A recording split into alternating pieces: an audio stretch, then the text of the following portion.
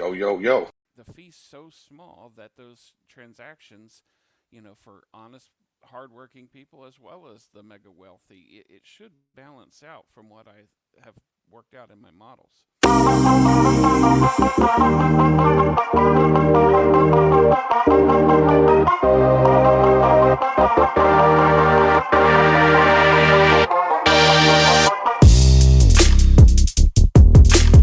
Thank you for checking out Real Talk Personal Finance. Shit's about to get real. Cash Flow King with you today. And on today's episode, we have Ending the Cost Crisis and the Debt Funeral with One Simple Fee featuring J.W. Carpenter. Before we bring him onto the show, just wanted to make a couple of quick announcements and then do a quick introduction. Wanted to let all the listeners know that there is a new feature under fan mail right now. If you go to your show notes and you click on fan mail, instead of just being able to text the show, you now actually can submit a voicemail to the show up to 1 minute in length. It's a new feature that Buzzsprout has come out with. For those of you that might be new to the show, Buzzsprout is who we use to host the podcast. And so you are able to record, and if you don't like it, you can scrap it and re-record and submit that to the show, which then we can pin to our site. We can read on the show, respond back to you on an upcoming podcast. So just another feature that they've put out that's kind of exciting. So if you haven't already done so, please feel free to check that out. Our premium subscribers, you guys got that in the newsletter for Q1. So it's something I know you guys are aware of, but for the general audience, I just wanted to make that quick announcement. All right, so today I got an email just a couple weeks ago now almost. It looks like on April 1st from Joey Carpenter, and I'm just going to read a couple quick paragraphs before we bring him in here and have a conversation on the show today. It's about his book, and it says, "Discover a groundbreaking solution in ending the cost crisis and the debt funeral with one simple fee, where a single low transaction fee promises to revolutionize the American economy. By eliminating income, property, and payroll taxes, this innovative approach not only erases the national debt, but also puts thousands back into the pockets of families annually." The book meticulously identifies the policies causing the affordability crisis and offers proven structural reversals already successful in states like Texas and Florida. With the introduction of the one switch, a uniform fee applied to America's financial flows, the book outlines a future where government operations are fully funded, the national debt is retired by the mid-2030s, and prosperity becomes the norm.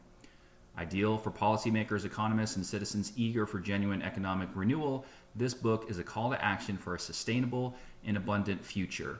Ironic that this came through on April 1st, also known as April Fool's Day. This is not a joke. Joey, welcome to the show, and let's kick it off for the listeners here. How you doing?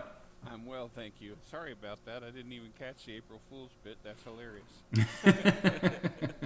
Yeah, so interesting timing and very interesting topic. I'm sure when people hear things like, okay, we're going to eliminate income tax, property tax, payroll tax, sign me up. Right. What do you got for the listeners Very here?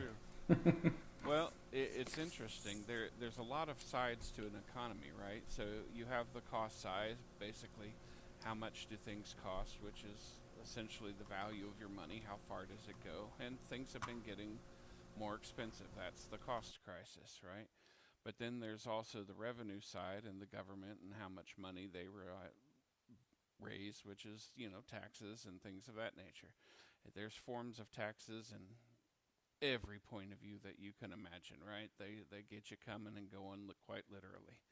So the complexity of this is an extensive management effort, right? Both on the corporate side and I'm sure April 15th coming up, everyone's struggling with that right now. Yep. How am I going to go through this complicated thing and forms and make sure that the government's not going to arrest me for something that I missed or whatever? And then there's the other side of it is the government saying, "Oh, are you cheating us? Are you not giving us everything you need?" Right? So, how do we simplify that and remove the stress? Because the government shouldn't be here as ordering the people what to do. The people have a government so that they can live their lives, right? It's not an intention for us to be an authoritarian society that says, okay, now go to work and you do this much work and you get what we tell you. And that's not how our society was set up. So the whole principle behind this book is let's look at the actual policies that have been implemented across time. Why do things cost more than they previously did? There's always perception, right? Which is, people think, oh, well, eggs cost this or a car costs this, right? And then there's reality. But the chart that I sent over to you basically is looking at federally released numbers of, here's how much each category, whether it's housing or transportation or energy, whatever, and how much it was at 1 year and then how it's grown over the years. And then when you look at that, you can say, okay, it was, this level here, but then it increased X percentage. And what's the difference? Because we expect things to go up every year a little bit, right? That's inflation. But when things go up disproportionately, why, right? And how much do they go up? Why? And can we track that back to specific policies? I track back to basically 7, some of which are being semi-reversed right now with Trump and Texas and Florida and different things. And then other ones are, why do we tax the way we do? And is that really the best way? And does it reflect the most accurate way to catch it? Because I've worked in massive corporations before, and they have whole divisions of tax people that are there to simply respond to the government, which doesn't seem like a very effective use of the people being the free ones, does it? Agreed. Yeah, and for the listeners, so I'm looking at this here, and Joey emailed this over, and this is also in his book, which we will put a link to your book in the show notes as well. But for anybody that, if you want a copy of this, it's just a PDF that has the table. It's basically every 2 years up until, essentially 2025 and 2026. It kind of goes year by year there. But there's different categories, as you mentioned, and several of those in different areas are highlighted to kind of show those exorbitant increases, I think is what we're going for there. So the table, I believe, is in the book, but also if you haven't picked up the book yet or you're listening to the show and you kind of want to take a look at what we're referring to here, just shoot us a quick email, realtalkpersonalfinance@gmail.com. We'll get that out to you. I will send this out to all our premium subscribers after the recording of this show. You guys already have emails on file, so that should be pretty easy for me to do. But yeah, so I am looking at it now, and some of these numbers and percentages are pretty staggering. So, part of the book here talking about this cost crisis that fees are basically embedded in everything that we do, right? Which kind of lends itself to, okay, well, why does debt feel sort of impossible to get out of? And then we essentially propose this one simple fee, which if memory serves, I think was like 0.35%, like 35 basis points or something like that? It's adjustable, but yeah, it's basically 0.3 to 0.4, but if, depending on how the transactions, because our system is so convoluted and what is a transaction, what are the capture points, it could be adjusted, but 0.4 is essentially nothing for most people. The only time it's really a consequence is when it's at something that has low margins like high frequency trading, which I build adaptations into the model with that. But this isn't my way of saying absolutely this has to be. This is a suggestion and a model that I've proposed and shown different income levels, and whether it's poorer people, richer people, trade-based, whatever, and it seems to work for all the different levels. But instead of the transaction fee for some of these, let's just call them low profit areas, it's a percentage of profit on the gain, which in stock trading is, pretty instantly calculable at a lot of the levels. But when you think about the capital gains tax and things like that, and from the government point of view, how much hiding can happen inside of stock trading, right? Are people really paying what they're profiting and things of that nature? And this makes that question go away. You don't need to worry about 50% capital gains and things of that nature, because every trade is where the money, comes back to the government, and that same recovery point, simplifies everything, because people who are in the business of managing, tracking, and doing all the money, whether it's paying paychecks to people or sales tax collected from, um, vendors, whatever, stores, 0.4%, you're looking at $100 bill, then that's 40 cents. That's a lot better than the 8, $10, whatever, right? Yeah, well, let's go off maybe on a little bit of a tangent here. You mentioned capital Okay. gains. So for the listeners, for those of you that are not aware, so if you're looking at investing in a non-retirement account, for example, and you buy a particular investment, let's take a stock or ETF or fund, for example, you're going to have basis in that investment. Your skin in the game, basically, in most cases, whatever you purchased it for. And then, fast forward a period of time later, presumably that grows in value, and then you exit at a gain. That difference between your basis and what you're selling it for at that time, the market value, is basically your capital gain. And so we're talking about a tax on that, which, depending on your holding period, the way it works now, for most people, and there's going to be exceptions to this, but long-term gains, a year to day or more, are for most people going to be around 15%. Could be higher for some. It could technically be zero for others. And then short-term gains are going to be taxable at ordinary income. And there's been a lot of debate about, and again, I might be going off on a little bit of a tangent here, but taxing people on the unrealized gains. So you buy an investment and you don't want to pay the capital gains tax on that. So therefore, maybe you don't sell that particular investment.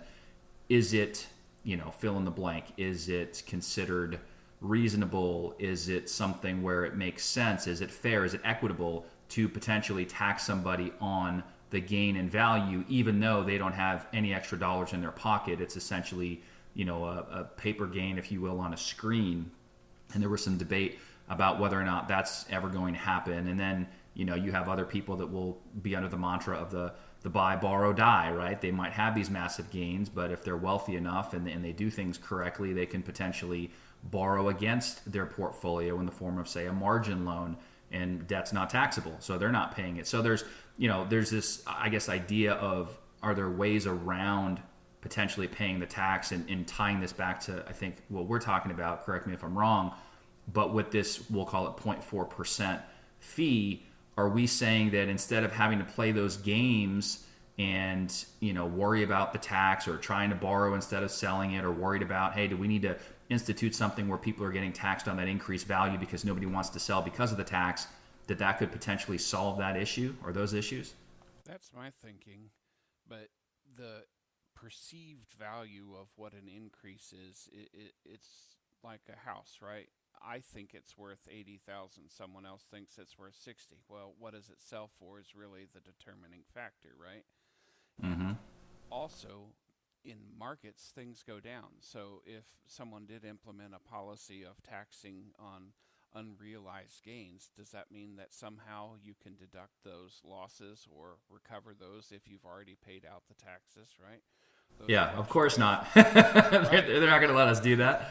The government does not let money go, that's for sure. So the thought of that, I hear it put out there all the time, but it's a very complicated system. And if you've ever tried to calculate the cost basis for your own taxes, you realize, well, I bought this many this year, I bought this many this year, what's your net average, yada yada. Yeah, then you got the And wash seal rule for when that right, applies. It's a mess. right, and it's hard, and it's hard on the government side as well, and it's hard on the different authorities that are executing the trades for you, right? They can't calculate everything for everybody, so it becomes very convoluted. So you can either lower the transaction fee or put it on, estimated profits and things, but capture it at that point. The hope is to not discourage trading, because those fluctuations and, the more people buy and sell is the profit opportunity. Someone might have something they sell for less, which is great to somebody else, but they, get what they want, or maybe it's a loss, maybe it's a gain, but that whole process is where the economy thrives, right? Especially the U.S. economy. And, how are we going to simplify that? When you get rid of taxing authorities and complexity, people's hesitation and fear go away, because they can instantly see, if I execute trade X, this is exactly what it'll cost me, versus, oh, how do I have to hold it for X period or do whatever, move things here, here, and here, or do loans against it. It's a very complicated system. Yeah, and then essentially it's letting, in some cases, the tax tail wag the investment dog, as they say, right? So Yes, sir. it's That's right. yeah, it's one of those things. So all right, so in this, let's take this as an example. Let's pretend that we wave a magic wand and all of a sudden we have this 0.4% instituted. How would that, on that particular transaction, right? I buy an investment, it goes up in value, and I want to sell it. How would that work in practice, and who's collecting that 0.4%? Where does that get routed? So the exchange point would be where that's done, where every settlement happens. That's where it gets collected. And both the purchase and the sale also have that fee. But since there's two sides of that, a purchaser and a seller, right? Do you want to split the fee? These are different model questions that need to be answered. And the right answer is I'm not sure what the best answer is. I think a split fee or whatever certainly makes it, but the total net exchange gets that 0.4. But you can also imagine if it's a like high frequency trade where say between exchanges or whatever, something that has low margins and the only reason you're doing it is you're absolutely sure this is going to make X profit, right? Then, zero point 0.4 might be a discouragement because that's higher than your profit margin.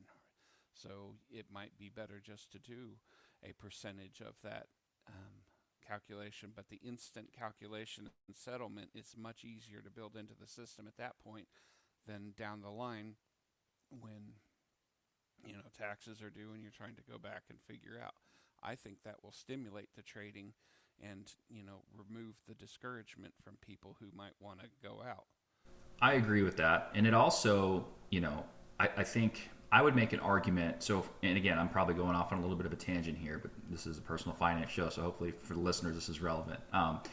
But, if you're thinking about somebody that wants to do, you often hear about tax loss harvesting, but sometimes you'll also hear about tax gain harvesting. And you may have somebody in a particular year, whether it's just due to the fact of where their income sits, or maybe they have a year that they have artificially low income, for example, and they have some embedded gains in like a taxable brokerage account that they pretty much want to quote unquote harvest and take advantage of at potentially the 0% long-term capital gains rate. So that individual might engage in the process of doing that. But what they might not be thinking about, depending on who that person is, let's say you take somebody that is a little bit older, maybe they're collecting Social Security retirement benefits, and there's a 3-tiered essentially setup where it determines how much, if any, of their Social Security retirement benefit could be taxable. And so when you start stacking different types of income on top of each other, you have somebody, and there's a particular person that comes to mind when I'm talking about this, where they sell something at a gain thinking they're going to pay 0% long-term capital gains tax. So their whole goal is to step up the basis. They don't realize the implications of doing that and how that relates to other sources of income, which therefore drives up their taxes and their tax rate, because in this case, you have somebody that miscalculated it. All of a sudden now, a larger portion of their Social Security retirement benefit becomes taxable.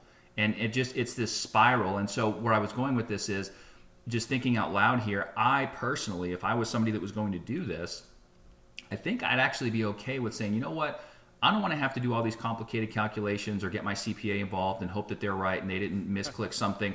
I'm just going to pay the dang 0.4% tax and be done, as opposed to 0, because it's a negligible amount for an individual, although in the aggregate, as you mentioned, I think in the book, it makes a world of difference.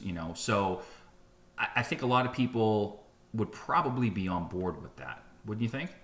I think so. And, you think about how the taxation works, especially in retirement. This is money that a lot of people have worked for their whole life. They put it in, whether it's pre or post tax or whatever, right? But then even Social Security or something like this that you're paying taxes on and all that, at what point does it stop? What point's fair? What point is the gain, loss, whatever happening? A lot of times when people are pulling out of their retirement, it's not because they're so rich that they, just are looking for ways to make money more expensive, right? It's out of need. So how do we engineer our system to help those who have the least or most dependence on this income versus, making sure how does Bernie phrase it? The tax the billionaires, right? This is an even system for everybody. It's not picking one or the other or whatever. It's simply, this is the economic system cost of doing business in America. And by the way, we can make it more expensive for things that go outside of America, kind of like a tariff or something, right?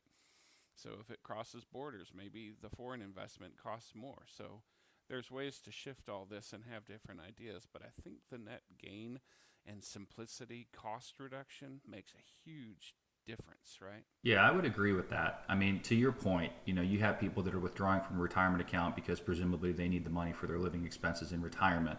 And then going back to the whole Social Security retirement benefit thing, you have what used to be called provisional income, and some people still call it that. I still call it that. I think technically the term now is combined income, but it's basically a formula that determines how much, if any, of your Social Security retirement benefit is subject to taxation. And the crazy part about it is the people in your example that are withdrawing money because they need it, let's say they take that from a pre-tax account, guess what? That income is countable in that formula, and that makes potentially more of that individual's Social Security retirement benefit taxable. So they're just trying to take money out to pay the bills and survive, right. And yet they end up paying more taxes in the process because more of their Social Security benefit, which wasn't enough in the first place, not that it was ever designed to be, that's a whole separate conversation, but right. but that's now subject to a higher degree, or more of that I should say, is subject to taxation, which kind of goes, it's almost counterintuitive and goes against the whole thing from the get-go, right? That's right. Man. There's a lot of pain that goes along with taxes, and everyone is familiar with it. And then there's those who play the lottery, and maybe they don't do right on their taxes or what have you. And as a regulatory body of the government and IRS, you can see both sides. I've worked for the government. I know how hard it is to trust, and then I also know how hard it is to implement these policies to the point of what's the most fair. And you hear people state, oh, I need my rights to be honored. It's like, well, what's your right? I hear, oh, I have a right to health care. It's like, okay, do you have the right to health care where everyone else has to pay for it, right? These are costs and things that we can talk about from a country point of view. Do we want to take everybody's money and put it in pools that provide things? Do you want to live off your own resources and your own money, right? This is how you live in a community. But anytime you have communal environments and living, that means you have to work with somebody else in order to make sure they're willing to do it. And you have concepts in this book, and I go over it, what's communism and fascism and capitalism, and there really isn't a pure version of that in society for any level, right? Everyone's got some kind of hybrid capitalism, socialism, communism, whatever it is, right? But when it comes down to it, what produces the highest net gain for everybody? Is it getting paid for the things that you contribute in your work, right? That's the basis of capitalism. And can the government provide for those who are in need, and how long do they need to provide those? Those are base questions that we as a society have to ask, and what are we willing to do? And are we willing to have the government get so big they tell us what to do, which discourages growth, right, and quality. Yeah, and you talk about need, right? And so that's, I think, for a lot of people, a very subjective thing. And the example that comes to mind for me here is like, okay, you have people, and I think I've talked about this on the show before, or at least alluded to it, that you have people in, say, this FIRE movement, right? The whole financial independence, retire early movement. Right. And so they're like, okay, you have a bunch of people that generally speaking are putting away a bunch of money so that they can retire at a younger age than quote unquote traditional retirement age. But then the big wild card, I think, for a lot of people is healthcare. So what do? You have a bunch of people that are essentially asset rich, but they can show in terms of their income that they kind of sort of look poor. And so there's this whole idea of like, well, how do they, if they want to get a plan on the exchange, for example, how do they still qualify for the subsidy? And the answer used to be, well, if you can show that you're within 400% of the federal poverty level, then you would get a certain type of subsidy. And so what do? Well, they have the resources. They might not show as though, or you might not think of it that way because they can show a lower income because of the way they structure their financial affairs. So then the question becomes, well, the people that likely need this, quote unquote, need this the least are the ones that, or some of the people that are benefiting from it, and is that fair or not? And what is need anyway? Is it strictly defined based upon income? Is it defined based upon assets. I was on a webinar the other day for college planning with some other advisors, and the presenter was talking about different strategies and things like that. And it used to be where, and again, I don't want to go too far down the rabbit hole, but grandparent owned 529 college savings plans Right. used to be a no-no. And now they're not counted at all. And so they're talking about, well, if the parents own them and, you do the math right, you can shift it to the grandparents now and do a change of ownership. And, it's like, well, did the need really change, or did the asset essentially just get retitled? And like, we're playing all these freaking games when in reality, I think maybe what we need to do, to your point in the book, is like simplify this and just make it easier for everybody and just avoid all the nonsense.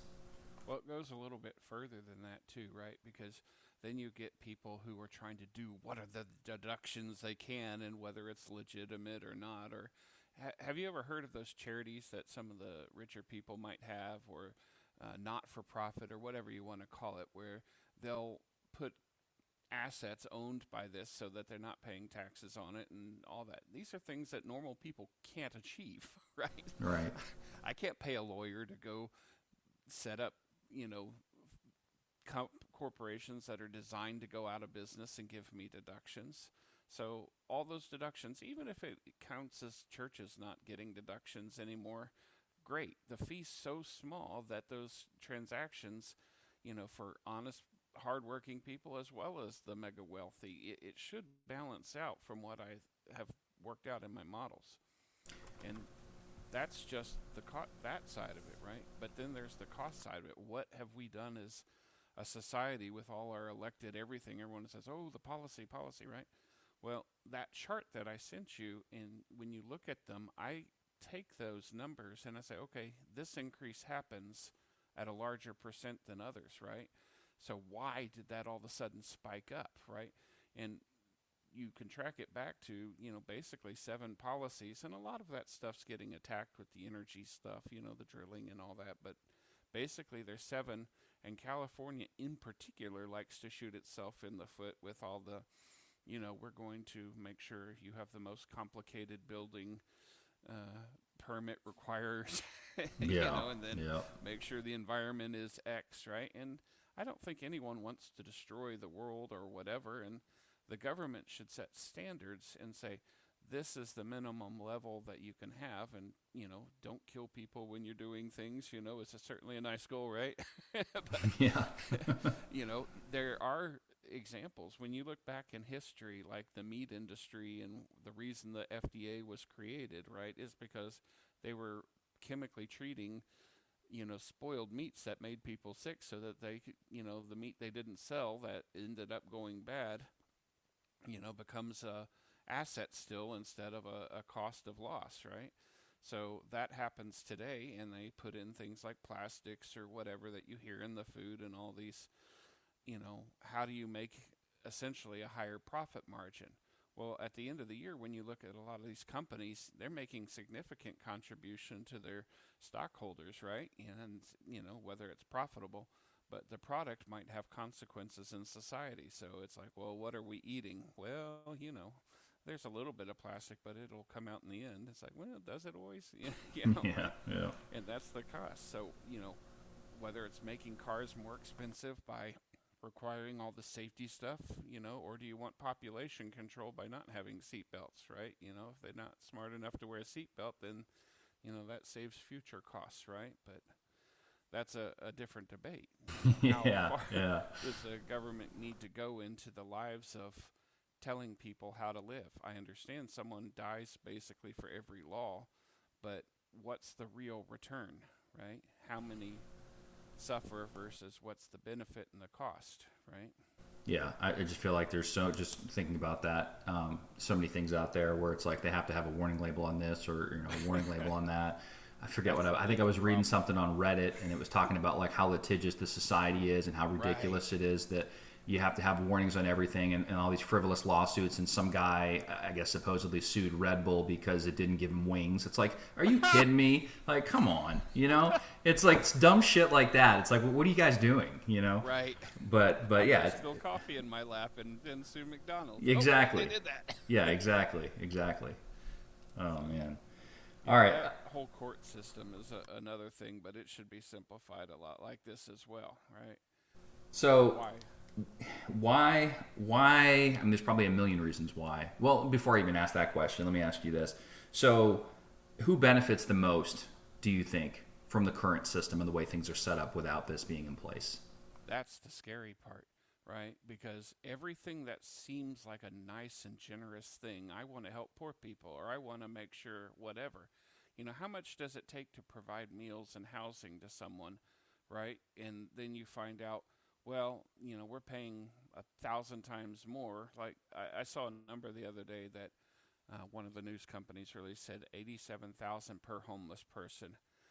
It's like, well, they could get a very nice house and eat very well for that. And Yeah.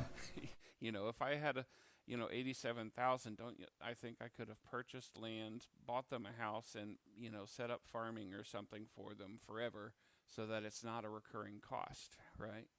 But instead, they're like, well, they need the freedom to be able to do whatever they want. It's like, well, that's what got them in the problem in the first place, right? Yep. So it's a balance. What's the impact on society by letting people have their freedom?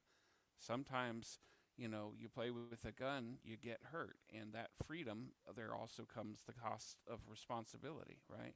Mm-hmm. And what are you going to do with it? You have the right to hurt yourself, right? Yeah. That's really so these policies, when you see that, they use that as a forerunner of this is how I'm going to talk people into voting or getting the money in the first place. But then when you look at the embedded, where the money goes, who's getting it, then there's kickbacks on the other thing. And wouldn't you know, there's policy contribution, campaign promises, and all sorts of things, and maybe jobs on the outside. That's corruption, right? And I think you've seen leering centers and all sorts of things like that. And, they're investigating all these things, but that's a reality. And it's worse than that, because a lot of times it's not just helping the people, it's establishing the ability to help them. And like administrative fees with charities, right? You have something where you're 85% of the charity is paying for the people who are providing 15% benefit to people. That doesn't make sense. Right. Exactly. Yep.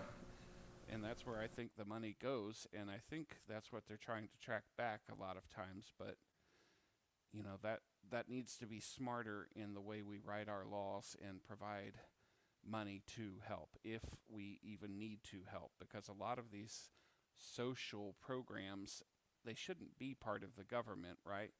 Maybe there's a way to facilitate it or do whatever. I've got lots of ideas on that, but the actual net effect of some of these just has huge cost impact for no reason, right? Why do you want to make the permitting so expensive? Well, I want to have a study. Well, who's going to pay for the study? Well, the person buying the property. Well, now they're funding something that didn't happen. It'll take 3 years, and the investment that they were going to make now has to sit for 3 years. So what are the complexities around that waiting time? How much do costs go up, and you're paying someone to sit and do something? So now something that would have been reasonable in cost is now dramatically expensive. Well, guess what, little guy? He can't do it anymore. Only the big corporations who have all the built-in lawyers and things like that do it. So there's the winner. And that's a monopolistic approach from a government side down. And that's why you find that a lot of these lands and things that people are buying are larger corporations, not because people are unwilling or incapable of doing creative things to make the land more profitable, right? But because they simply can't survive the initial cost onslaught from regulations. Yeah. So it's almost like you said, an intentional way to keep the small guy or small gal out, right? Right. Yeah.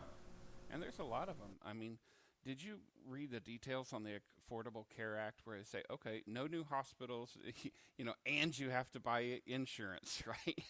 Wait a minute. I was saving a lot more money not having insurance, and if I got hurt or something, then I pay it out of cash. But, that's kind of a gambling or whatever, whether it's a good idea or not. That's up to the person. Right. Yeah, I mean, the healthcare system's a whole separate thing. I have a family member, well, actually, I have a couple of family members that work in healthcare, and one of them in particular, we have this debate quite a bit. I remember my wife and I were, I think we were at the ER, and the lady in front of her went up to basically like the window, the check-in, whatever you want to call it, and she was asking, like about her insurance and this and that, and the lady was like, well, I don't have insurance, or I don't have anything, or whatever. And so they got the rest of her information. They check in, they sit down, and then for my wife, they take our insurance information or whatever. And I sent a text message to my sister-in-law, and I said, I was like, I was being a little facetious, but it's like, oh, I'm so glad that we're going to get hit after they run it through our insurance, and I have to pay for the lady in front of my wife because she doesn't have any insurance. It doesn't mean that maybe I'm being a jackass there, I don't know, but it's just like this whole idea of, how is that fair? I feel like the healthcare system is so convoluted. Don't even get me started, right? So it's like, I can add to that. Sure. I went to the hospital and I had insurance, right? But then I found out the cash price was $25, but my deductible was $70. So I said, well, I'll just take the cash price. They said, we're not allowed to do that. I said, what do you mean you're not allowed to do that? Well, if you have insurance, you have to pay that way. I said, why? And they said, well, that's the rules. And they never explained whether it was their local policy or whether it was government rules. But, if I have the money for cash, I should be able to execute a purchase, right? Just like going into a store. Right. Can you imagine your cereal costing $5 because you're on insurance or whatever? And well, yeah. I mean, yeah, I'll give you another example, kind of. I mean, this is somewhat healthcare related, I guess. So there's this guy in town who has he's a chiropractor, and he has two different offices, basically, right? He has one on the other side of town that they do take insurance, and he has one that's a franchise that's closer to where we are, that's sort of in a commercial area where they don't mess with insurance. It's basically cash only. You can pay card or whatever, right? So it's literally the same guy. And of course, when he's running his main office, he has somebody else that runs the franchise office, and they're open nights and weekends. So sometimes he's a workaholic. He'll be there on the weekends or whatever. Sure. But it's just funny because I've gone to see him at both places, and so has my wife. And it's like, you go to the quote unquote normal office, his long established, been in the community for decades type of office. And you're there for a freaking hour. You're doing these stupid surveys on the computer. It's like, my back hurts. Can I just get adjusted? I got to sit down in this bullshit, uncomfortable chair and click around on this stupid computer. And then I have to do these stretching exercises. And then they sit me over to this other friggin' table that has the roller. Like, I don't want you rolling on I just want to lay down and get adjusted and be out of here. Right. And you're there for an hour, and you go through the insurance. You go to see the same exact chiropractor at the franchise location that does not mess with insurance, that is cash only, and they sell packages and whatever. You can pay one time, however you want to do it. And you're in and out of there, assuming there's no line of people, you're in and out of there within 5 to 10 minutes. Right. And so, like, this year, we have basically, I'd have to double check it, but I'm pretty sure we're right up against our deductible, to the point where, like, let's just pretend that we've hit our deductible because we're practically there. Right. So then the question becomes, okay, she needs to get adjusted. She's been having some issues lately. Does she make an appointment, drive across town, and take an hour plus out of the day to be at that office to go through insurance, which is going to be a higher rate to begin with, but once we hit our deductible, it's essentially quote-unquote 80% off because it's a 20% coinsurance? Right. Or does she say, the heck with all that, I'm going down the street, I'm going to pay cash, I don't have the time or desire to deal with the insurance games, and I'm just going to pay cash, even though maybe from a strictly monetary standpoint in terms of dollars paid to a particular practice, I could have paid slightly less going the insurance route. And I think that's a very detailed example, but of just how messed up the damn system is. It is, and there's reasons for that. And, the doctors have to go through higher expense when they're processing insurance, and then the rejection rate of the insurance company, and then you get a bill afterwards because they didn't pay X amount, which you were expecting, and that's not settled up front. That's something Trump's trying to work out now, I think, but I mean, that makes me angry. I'm like, this is how much I have for this, and then all of a sudden I get a bill for huge amounts for some lab work or something. That doesn't make sense. Why don't you know how much that's going to cost right then? Yeah, it's a mess. And don't even get me started on the places that want to collect up front, right? Like, I remember going for physical therapy, and it's like, well, payment is due at the time services are rendered. It's like, if I really wanted to be an asshole, I could be like, listen, payment is due at the time that I receive an explanation of benefits and I agree with all the charges that were assessed, and then I'll pay you, right? Sure. But I had a good relationship with them, and I'm like, you know what? Like, this is going to be ballpark about what it is. We'll settle up later, whatever. And no exaggeration, and it wasn't a lot of money. It was like $47 and some change. But literally, for money that was paid up front in 2025, they waited till discharge, and now we're in, what is it? Today's April 10th when we're recording this, and the check came in within the past week. So I had to wait, and basically, it wasn't even worth my time to tangle with them to get a check 4 years into the new year for my money back that they held on to. But yet payment is expected when services are rendered, suck me sideways. Like, whatever, people. Like, it's just, anyway, you can tell I have I feel a certain way about it. Yeah. Everyone's got those stab wounds, I think. Exactly. Yeah. But it's messed up. Yeah. Well, there's lots of policies, and it doesn't matter what the industry is. There's someone who's lobbying and says, we want this, and we're going to contribute to a campaign to get this. Well, wait a minute. You're now using corporate dollars or foreign dollars to get, what you expect as a candidate to do what you want. That's horrible. That's got to go. Yeah. And that's not the benefit to American people. That's the benefit to special interest, and that's the debate that people don't seem to understand. Something shows up on a voting register, and they're like, well, I'll just go with whatever I voted for last year. They do parties. But the parties, that's bully rule, right?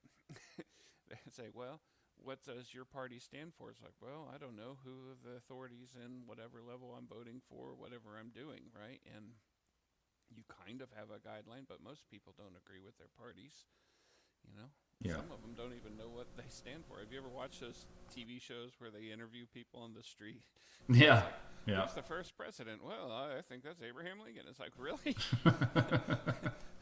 And y'all are voting sometimes, and it's hard to know everything and to be that, and then you put that on the average citizen. It's like, well, would the average citizen want someone to not eat or not have a house? Or of course not. No one wants to see that suffering.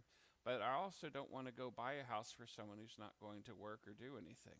Yeah, exactly. No, that makes complete sense. Yeah. I was trying to teach my little girl when she was young. She was saying how wrong it was for all this stuff. And I said, okay, you work very hard for your grades, right? You have an A, right? But Johnny over here has an F. Why don't we just take your grade and give him 2 grade points to bring him up to a C, and you can both have a C? And she says, I worked so hard for that. And I said, exactly. And he didn't, right? Right. I said, so why would he get the benefit for all your hard work? She says, yes. I said, now you're a capitalist. How old was she at the time that this took place? She was in 3rd or 4th grade. That's funny.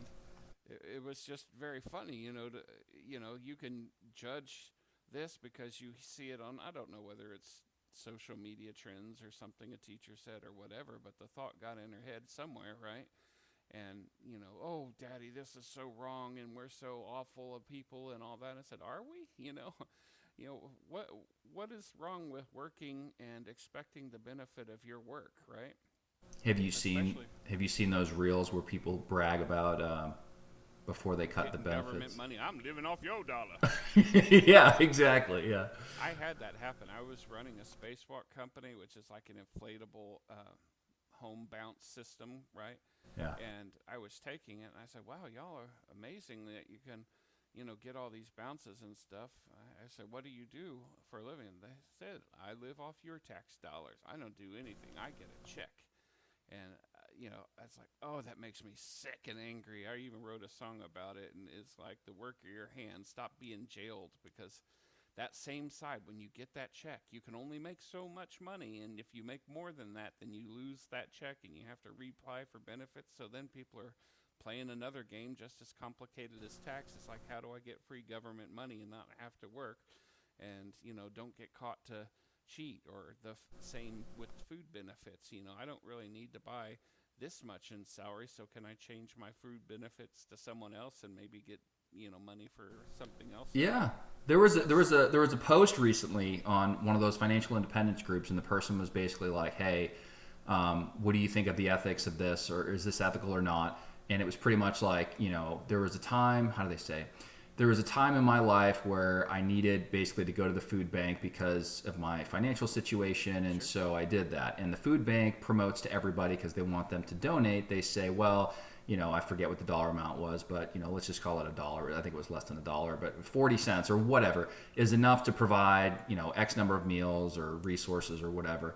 And so the person was like, is it ethical for me now that I'm in a better place and I don't need to do this to still get my food there, but then donate to provide X number of meals?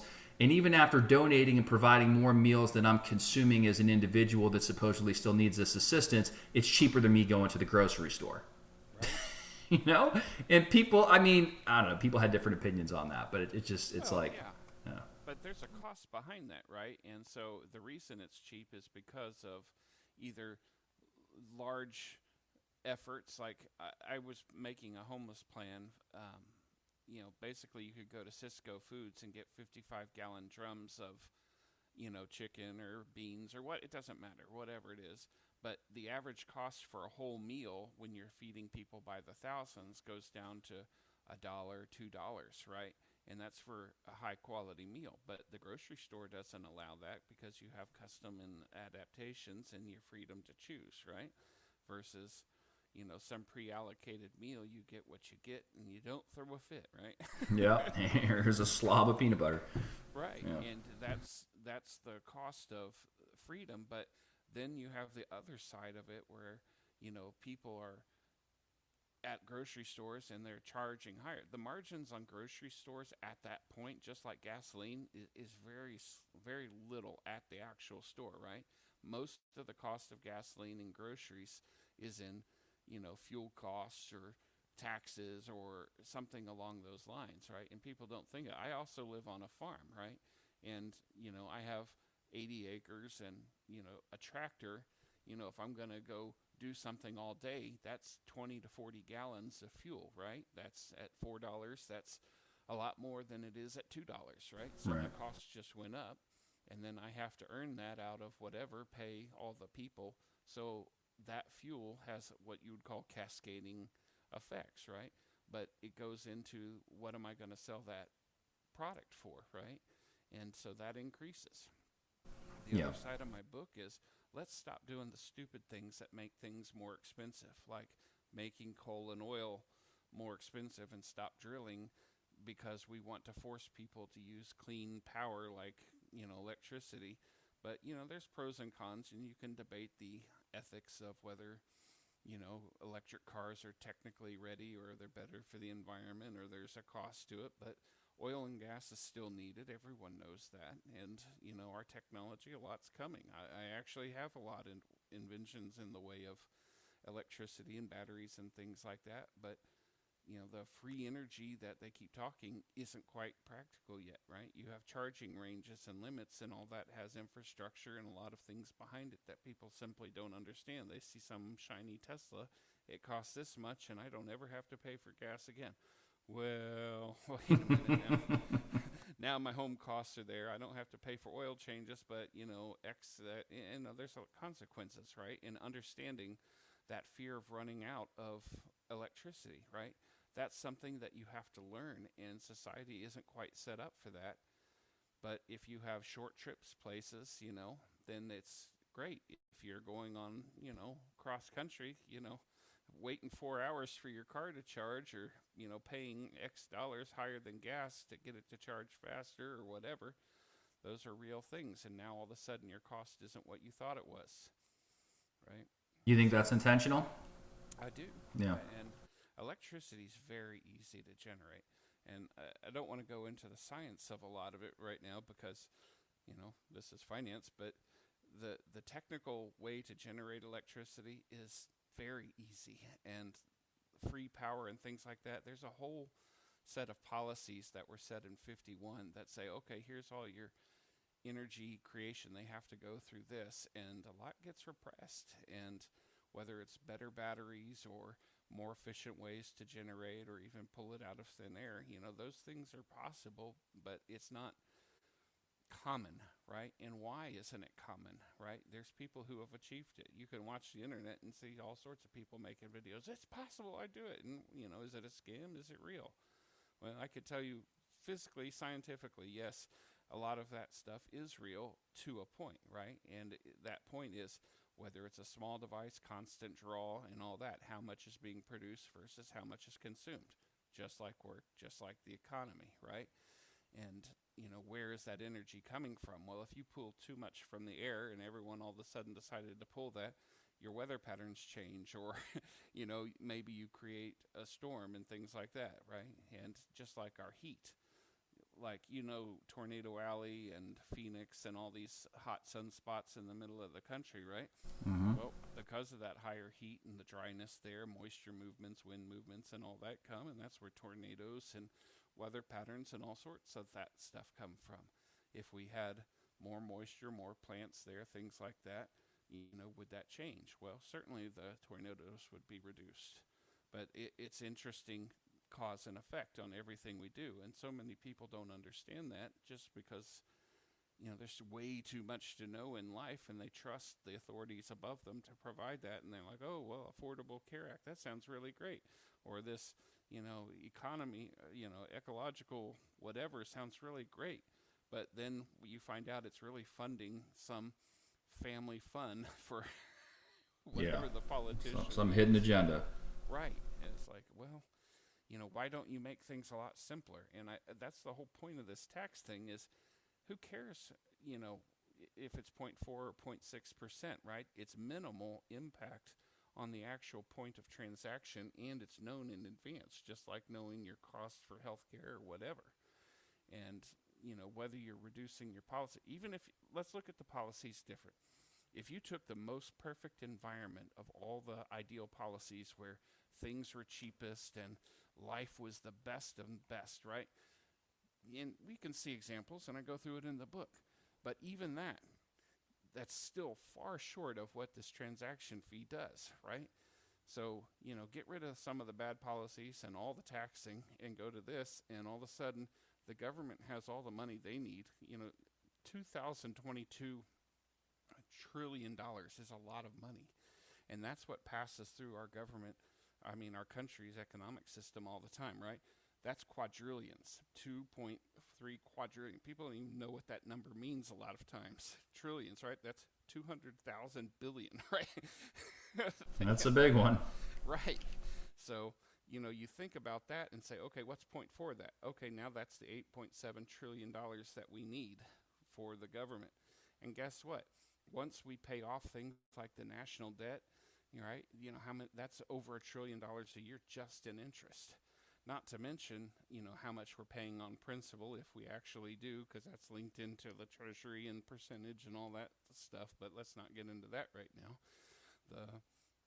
Yeah, I was listening to a podcast. I've actually listened to it a couple times, and I think we have this as one of the recommended shows on our show here. But it's called Get Rich Education with Keith Weinhold, and he recently crossed 600 episodes. I've met him personally a couple of times on some investor trips. But his most recent episode, I'm going to butcher this now. I think it was, hang on, I got my phone right here. I want to say it was Dead is the American Dream. Awesome. Let's see here. Yeah, Dead is the American Dream, episode 600 on the Get Rich Education podcast. And the reason I bring that up is that, he talks a lot about personal finance as well. He's big into real estate and real estate investors and using fixed rate debt and mortgages and, wealth building and all that kind of stuff, which I subscribe to a lot of. And so, but I think part of the benefits that he outlines in that episode, and we've talked to some degree about on this show with regard to fixed interest rate debt and mortgages and real estate investments and income property and things like that, it's partly a function of the way that everything else works, right? That the forces, you look at what the government is doing, and then to some degree you implement that on a smaller scale for your own benefit. But if the system were changed, I don't think some of those strategies would be... They wouldn't. Lobbyists go away almost instantly because there's no way to get tax benefits anymore. Exactly. And inflation profiting and all those sorts of things where you just, they're going to print anyway. So Sure. why in the world do you save money? Why don't you just borrow what you need and generate increasing cash flow because of inflation and all these other factors? And it's just, I think there's just, my point in bringing it up is like everything is so interrelated and interconnected, I think way more than people think. And so I guess where he's going, and I don't disagree at all actually with him, is that if this is the set of rules that we are given and this is how things work, then this is how we play the wealth building game. Right. But if we can get away from that and we can, maybe implement some things that you've mentioned in the book, and therefore the system kind of doesn't quite work the same way, then maybe things change a little bit. I don't know. Right. Well, it's like, trying to get from point A to point B. These are my resources to get here, so I'm going to play the game this way to maximize them. Right? The same is true with a business environment and the government, the way it's set up. They're like, well, these are the blocks you have to get by, and some people are more creative at getting by them than another, right? And whether it's legal or not, that's a different question, right? But this makes it simple so that people know what they're going to face at each transaction level, which is far different than having to come up with you know, a big game plan for all the different stages of where Right. it's going to be at what point in life. It's like, And sometimes I guess it can kind of sort of be fun to strategize and try to plan around that. But at the same time, I'd also be a bigger fan, I think, of just saying, you know what, screw the games. Like, here's the deal. Give me my point four and let's get on with it. right. So, cool. And you settled it right up front. And then, even the ideal policies, they only get you so far, and hope that stays with whatever person you're electing, right? And you never know what the intent of the people are electing, because they'll tell you one thing and do something else. And that's really, how do you trust the system that's designed? I mean, have you ever seen those Congress debates where it's just vicious people yelling and saying stupid things, and it makes no sense? It's like, well, what are you actually achieving? I couldn't sit through that and keep my sanity. So that means that the people who have agendas, right? Yeah. If they have an agenda, that means none of the things being said there are actually of value, and it's all for posturing and show, right? I'm going to scream the loudest. Well, does that actually get you anything, or does it just, make you look good on whatever clickbait is going? And that's a whole different way of living. How do I get clicks? Is it the quality of my content or shock and awe, and it wears people out, right? Yeah. Face that as a podcast. Well, I was just going to say that. Yeah, we are a very, I would say a very small show, and we try to grow. Part of the reason that I don't know if I mentioned this to you before we started recording or not, but part of the reason I go by a code name is I work in financial services, and so I'm trying to do this anonymously, and therefore the ability for me and to continue to try to market the show and push it out, I have to be very careful how I do that, if I do that. So we're pretty much like word of mouth, if you will, and even then I try to keep a pretty low profile. But yeah, I mean, it's one of those things where, do I think we have the best content in the world? I don't know, probably not. Do I think we have some solid shit out there and some good episodes with guests and without guests? Yeah, I think we do. And, but am I going to try to go on and create these thumbnails and do all this, like YouTube people do and stuff? No, I don't have time for that. You know what I mean? So we just do the show. We hope, we hope people pass it along, and, we put it out there. We have a premium membership we do, which is, just mostly for fun. We did give a little extra to our premium subscribers. I do some giveaways and shit like that. And, a couple perks, but I mean, it's still a pretty small show. But yeah, that's the thing. It's like, how do you drive more traffic? How do you get more subscribers? How do you get more this, that, and the other thing? And so, as much as I'd like to, and will hopefully continue to try to grow the show, I understand that there's a ceiling on that, and personally, I'm okay with that because I do this as a hobby. I don't do this, I don't make a living off of this. And I know a lot of people, well, maybe not a lot of people, but I know there's some people out there that do, and they're very successful with it, and they have to have, like you said, the clickbait type shit, and it is what it is. Well, I write books, right? And one of the products of writing books is hoping to sell them, right? That's not so easy because, every system that's there, you have to have so many likes or so many whatever to get promoted, right? And people don't like reading for some reason, and maybe there's a group of society that does, but the content, I can't make a million little videos and communicate like as much as I have with just this with you. And then, are we attracting listeners to actually be interested enough to go out and change the world? Because this is good information. And, what if the president had this book sitting in front of him? Well, he does. I've sent it to him. I've sent it to tons of Congress people, the governor of my state, my elected representatives for my, area. And, do any of them read it? Do any of them respond? No, they probably have some college kid or something who may look at it and not want to be bothered because they're overloaded with something else, so the content doesn't get out there. So how do you get it to them? How do you read? I don't care about book sales. I mean, most of the stuff I write is Christian apologetics anyway. I'm just very good with money and economics, right? So this is my education. Might as well do something with it at some point in life, right? Yeah. But, money is something that's important to everybody, right? That's how you get the stuff you like, right? And you were talking about need earlier. What is one person's need? Well, my child might think a video game is a need when I think shoes are a need, right? Exactly. Yeah. So. Yeah, it's going to be different for everybody, but whether we all like it or not, money makes the world go round, and it's going to look differently for everybody. But yeah, no, I do hope that we have some listeners to pick up a copy of your book. So, like I said, I'm going to put a link in the show notes. I believe it is available on Amazon, correct? Yes, Amazon, pretty much anywhere. Just look it up and it sells from buy sellers or whatever you call them. Okay. Yeah, we'll put a link in the show notes. As we wrap up, are there anything else that you wanted to cover on the show or mention that we didn't get to talk about yet? Well, no, that's the main point. I think you've done a good job of asking questions. And I hope people listen. If you can get it out to different authorities or people in Congress, economists, whatever, the benefit is intended for everybody, right? Make life simple. The complexity is where the devil lies, right? That's where all the theft happens. That's where all the things that you wouldn't want to go with your tax dollars, that's where they go, is because of the complexity. Happens at investments too. Shout out to Cube Crusher. Longtime listeners will know who Cube Crusher. Maybe you don't know who he is, but he's been on the show. He was pretty much co-host for a while, and we were talking. I sent him a text earlier. There was this investment that I talked about for the long-term listeners, or for those that want to go back and check it out. It's actually episode number 31. It's called 15% Promissory Notes, Damn Good or Dog Shit.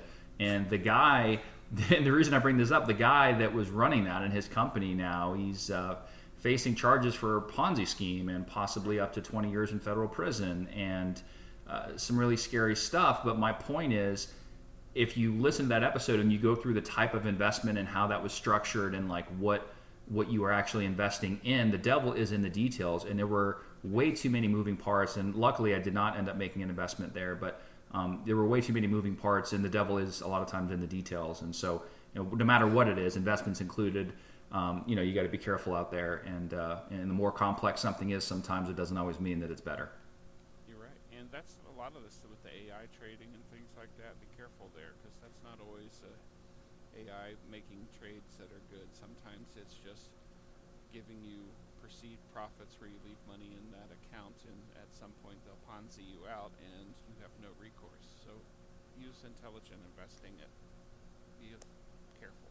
Yeah. No recommendations, no advice of the show, right? Obviously, I'm entertainment, education only. But yeah, I mean, everybody needs to be careful out there. Do your due diligence. There are groups that are starting to form in different areas for different types of investments, and I'm sure there's some that have been around for a while for exactly that reason, to try to prevent and help others from, making either the same mistakes they've made or from going off the path and getting involved into something that's overly complex and ultimately potentially getting swindled. So, well, anyway, Joey, thank you for taking the time to come on the Real Talk Personal Finance podcast today. We enjoyed having you, and we will make sure to get you a link to your book in the show notes. Great. Thank you, everybody. Y'all have a great day. All right. Thanks. You too. Take care. Bye-bye. Check the mic and make sure it sound right, boys.